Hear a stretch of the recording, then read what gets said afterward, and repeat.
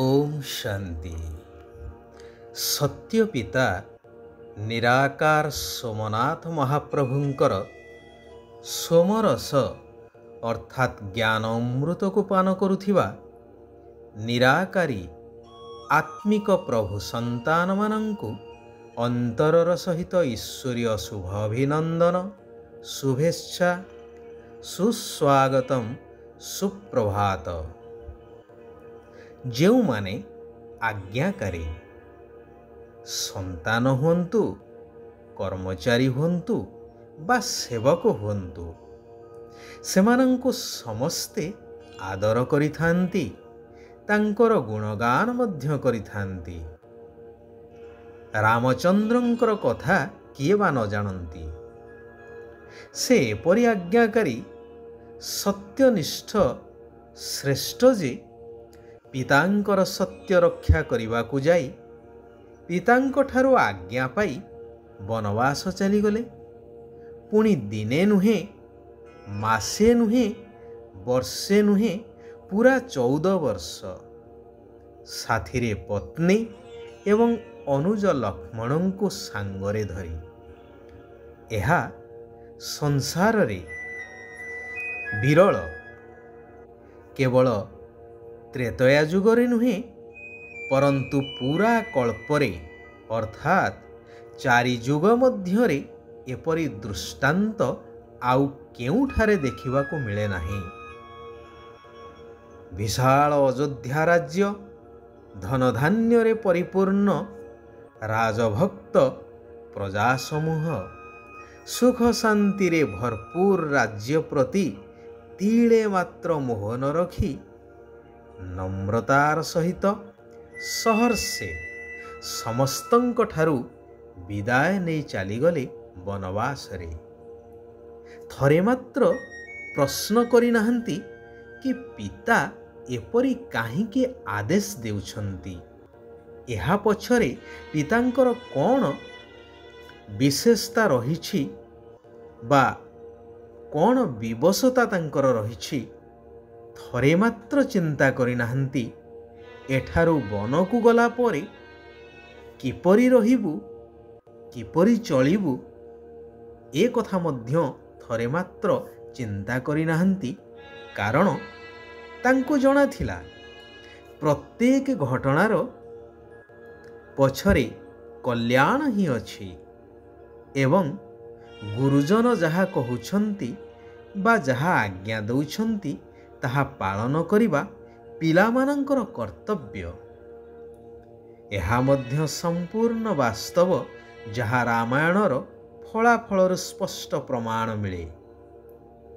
रामचंद्रंकर एही दृढ़ पदक्षेप सारा मानव समाज पाई एक विराट शिक्षा जहा मध्य प्रतिफलित होइथिला राम भक्त हनुमानंक उपरे। मनरे तांकर केबे भी संशयर चिन्ह वर्ण नथिला कारण से थिले आज्ञाकारी प्रभु भक्त।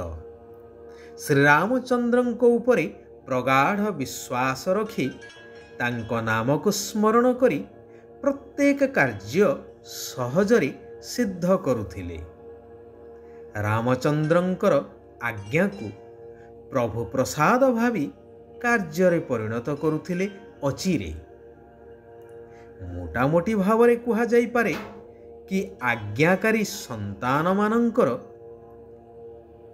कर्तव्य बा तांकर एही आज्ञा पालन करिवार कर्तव्य को देखी तांको उपरे समस्तंकर शुभाशीर्वाद जोगु सेमानंकर आत्मिक शक्ति वृद्धि पाई थाए एवं प्रत्येक कार्य सेमाने सफलता को प्राप्त करिथांती।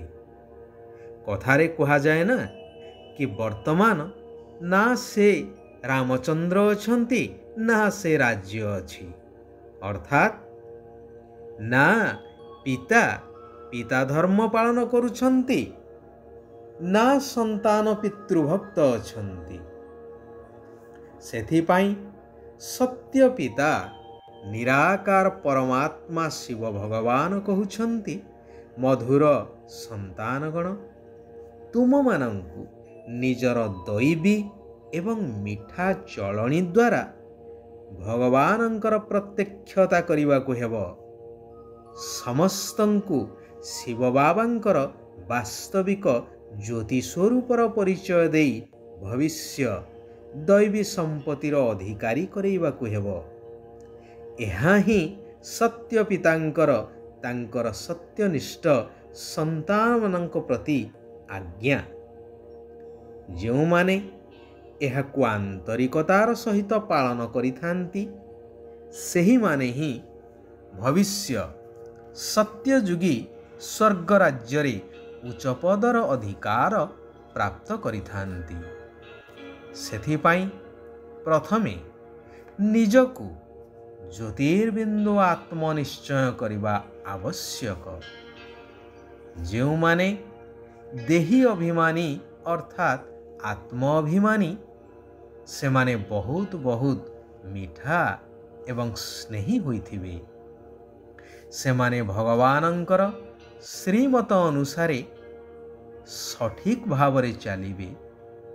କେବେ କୌଣସି ବି କାର୍ଯ୍ୟ ପାଇଁ ବାହାନା କରିବେ ନାହିଁ। ସର୍ବଦା ଆଜ୍ଞାକୁ ପାଳନ କରି ଚାଲିବେ। କେବେ ହେଲେ ମନା କରିବେ ନାହିଁ। ଯେବେ କି ଦେହ ଅଭିମାନୀ ବା ଦେହ ଅହଙ୍କାରୀମାନେ ଭାବନ୍ତି ଯେ ଏହି କର୍ମ କଲେ ମୋର ସମ୍ମାନ କାଳେ ଚାଲିଯିବ, ମୋର କାଳେ କ୍ଷତି ହୋଇଯିବ, ମୋର ଶରୀର ଅସୁସ୍ଥ ହୋଇଯିବ ଇତ୍ୟାଦି। କିନ୍ତୁ ଆତ୍ମ ଅଭିମାନୀ ସର୍ବଦା ଭଗବାନଙ୍କର ନିର୍ଦ୍ଦେଶ ଅନୁସାରେ ଚାଲିବେ। ଶିବ ବାବାଙ୍କ ପ୍ରତି ପୁରା ସମ୍ମାନ ରଖିବେ।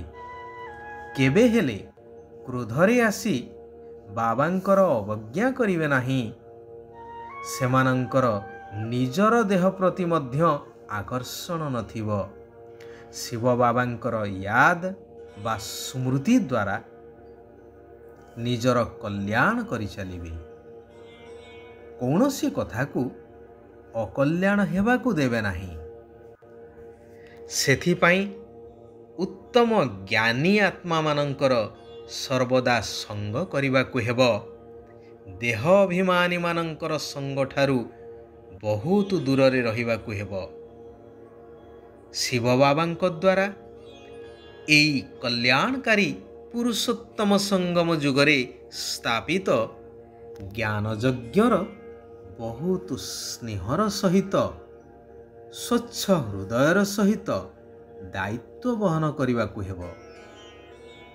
ଶିବ ବାବା କହୁଛନ୍ତି, ଜ୍ଞାନ, ଗୁଣ ଏବଂ ଶକ୍ତି ଗୁଡ଼ିକରେ ସମ୍ପନ୍ନ ହୋଇ ଦାନ କରୁଥିବା ମହାଦାନୀ ହୁଅ।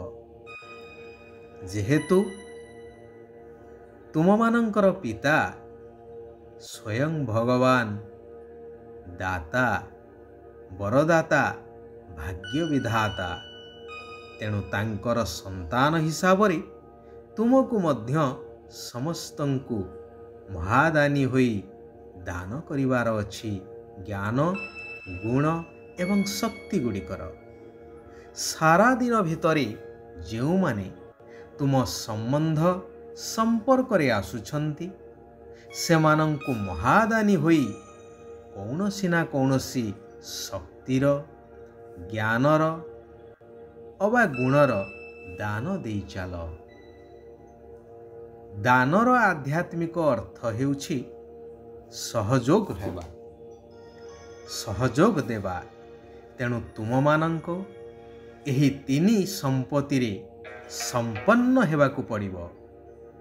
ଗାଳି ଦେଉଥିବା ଆତ୍ମା ହେଉ, ନିନ୍ଦା କରୁଥିବା ଆତ୍ମା ହେଉ, ଯେପରି ବି ହୋଇଥାଉ ତାକୁ ମଧ୍ୟ ନିଜର କଲ୍ୟାଣକାରୀ ମନୋବୃତ୍ତି ଦ୍ୱାରା ବା ଶ୍ରେଷ୍ଠ ସ୍ଥିତି ଦ୍ୱାରା ଗୁଣଦାନ କର। ଯେଉଁମାନେ ଏକମାତ୍ର ଶିବ ବାବାଙ୍କ ଉପରେ ପ୍ରଭାବିତ ହୋଇଛନ୍ତି ସେମାନଙ୍କ ଉପରେ କୌଣସି ବି ଆତ୍ମାର ପ୍ରଭାବ ପଡ଼ିପାରିବ ନାହିଁ। ଆଚ୍ଛା, ସାରା ବିଶ୍ୱର ଆତ୍ମାମାନଙ୍କର କଲ୍ୟାଣ ହେଉ ସମସ୍ତେ ସୁଖ ଆଉ ଶାନ୍ତିର ଅନୁଭବ କରନ୍ତୁ। ଓମ୍ ଶାନ୍ତି, ଓମ୍ ଶାନ୍ତି, ଓମ୍ ଶାନ୍ତି।